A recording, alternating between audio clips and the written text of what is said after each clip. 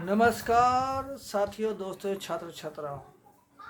नमस्कार, नमस्ते, प्रणाम, गुड मॉर्निंग, सत श्री अकाल, आदाब।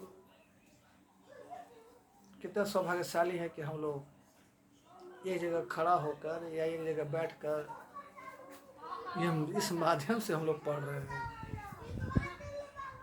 It can be said that it is the greatest achievement of science. Why science existed in our life? It existed in our life to give something extraordinary. The extraordinary things which science gave us is really suitable, meaningful life. With the help of science or through the help of science, we are standing in front of each other. तो आइए इस channel पर हम लोग अब तक क्रियाओं के प्रयोग के बारे में पढ़े। तो आज हम आप सभी बच्चों को, छात्र छात्राओं को क्रिया के रूप के प्रयोग के बारे में बताएंगे। The usage of verbs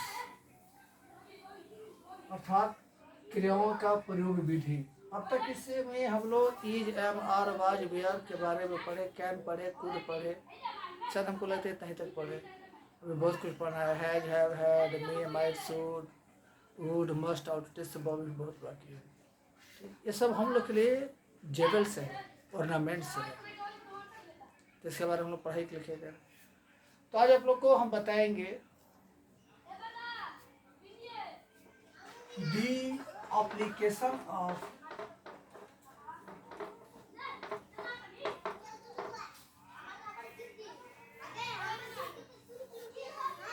should।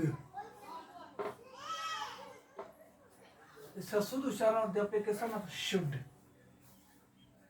कितने छात्र छात्राएं पढ़ देते हैं शुल्ड? क्या पढ़ते हैं? शुल्ड, जिसका स्पेलिंग SHOULD। ये गलत, this is the wrong pronunciation.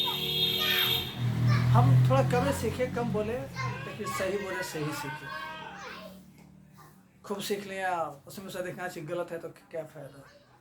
लोग हम पर हंसेंगे, ताना मारेंगे, सब हम लोग हंसी के पात्र हो जाएंगे, है कि नहीं?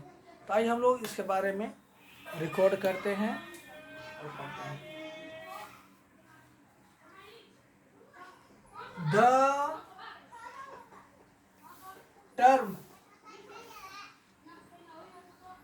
should is regarded as a modal verb. It is the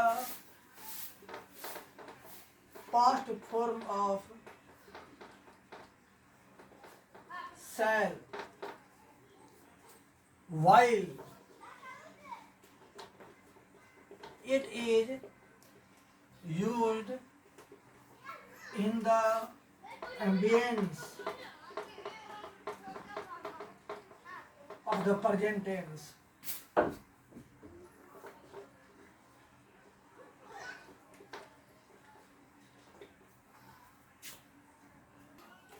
पढ़ते हैं। The term should is regarded as a modal verb. It is the part form of shall while it is used in the ambience of the present tense. It comes with all subjects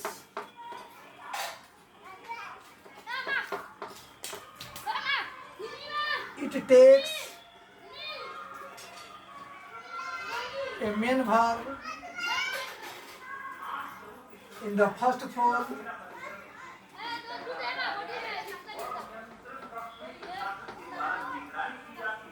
Sanj to that is called आज चलिए अपने पूरे परिवार के साथ में या दोस्तों के साथ में सभी सहेलियों के साथ में that is called the bare infinitive.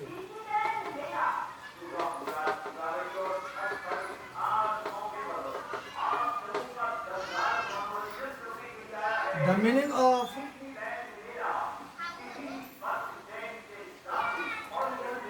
should in Hindi is चाहिए.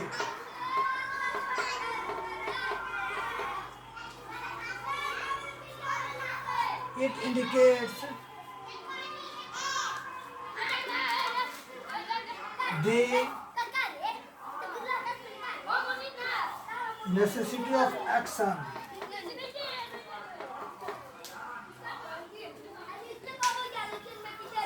It is fundamentally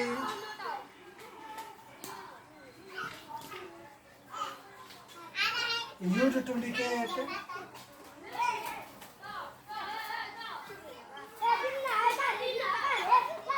political, social,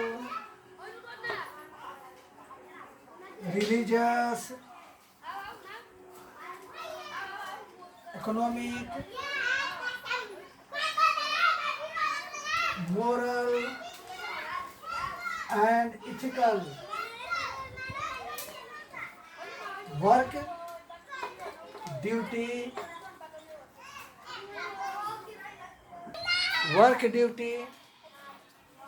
and obligation. It is used to indicate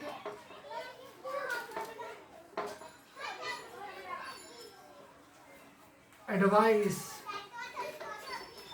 and suggestion.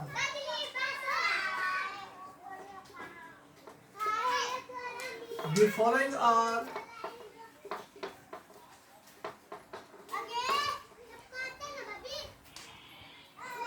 arranged grammatical tracks of structures.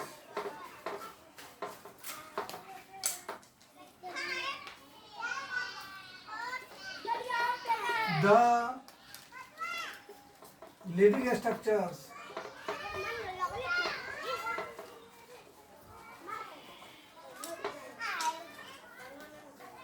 पहला the affirmative subject plus should plus V1 plus object. Number 2 the negative subject plus should plus not plus V1 plus object. तीसरा the interrogative should plus subject plus V1 plus object plus question mark. चौथा the interrogative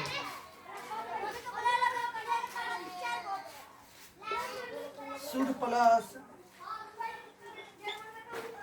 subject plus not plus V1 plus object plus question mark. पांचवा that which begins with question words.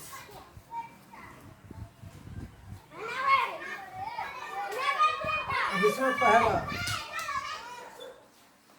the affirmative question words plus should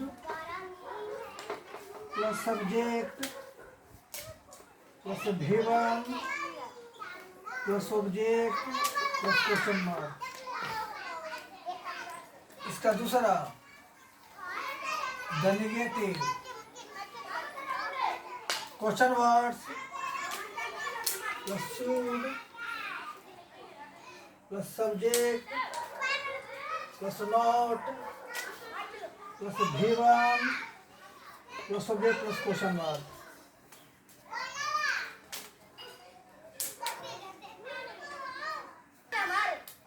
अब हम लोग सूत्र पर आधारित जो नियमित रिकॉर्ड किए हैं, स्ट्रक्चर रिकॉर्ड किए हैं, उससे संबंधित समझेंगे और एग्जाम्पल को लेंगे। तो आइए हम पहले एग्जाम्पल को लेते हैं। क्वेश्चनियर,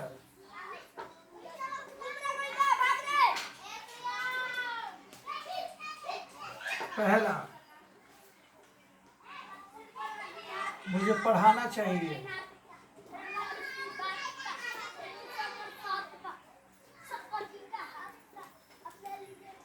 आपको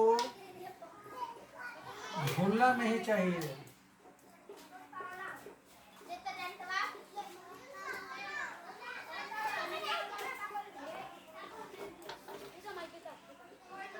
क्या हमें जानना चाहिए?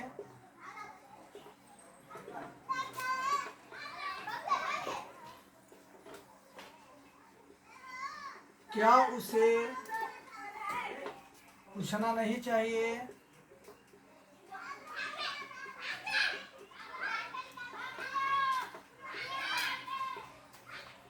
सभी को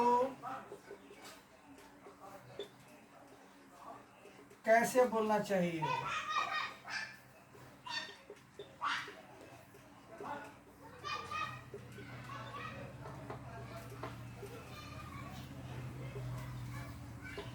हमें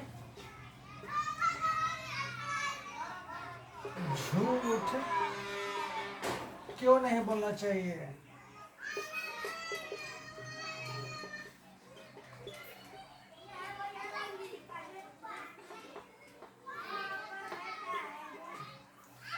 अब सभी बच्चों को समझा दें। जैसा कि हम लोग जानते हैं कि हमारे अंग्रेजी व्याकरण भाषा और साहित्य में शुद्ध शब्द जो है एक मॉडल वर्ब है। इसको मॉडल वर्ब के अंतर्गत रखा गया है। ये क्रिया सेल का पास्ट रूप है। शुद्ध शब्द जो है सेल का पास्ट रूप है, लेकिन इसका प्रयोग वर्तमान काल में ही किया जाता है। इसका भी प्रयोग सभी कर्ताओं के साथ करते हैं। इसके बाद आने वाला क्रिया का पहला रूप होता है, उसके साथ टू नहीं लगता है। तो जिस मुख्य क्रिया का पहले रूप के साथ टू नहीं लगता है उसको हम अंग्रेजी भाषा में बेयर इन्फिनिटिव कहते हैं, और जिसके साथ टू लग जाता है तो उसको हम इन्फिनिटिव कहते हैं। इसके भी प्रयोग सभी कर्ताओं के साथ होती है। हिंदी में इस क्रिया का होता चाहिए। चाहिए का मतलब ये नहीं हो कि हमें कोई चीज़ की आवश्यकता है, जरूरत है, बल्कि कार्य करने का बोध होता है। जैसे हमें पढ़ना चाहिए, हमें जानना चाहिए, आपको विश्वास करना चाहिए। इस तरह से कार्य का बोध होता है, आवश्यकता का बोध नहीं होता है। तो जहाँ तक इसका प्रयोग का संबंध है, तो हिंदी के वैसे वाक्य जिसके अंत में चाहिए लगा रहे वर्तमान काल का माना जाता है।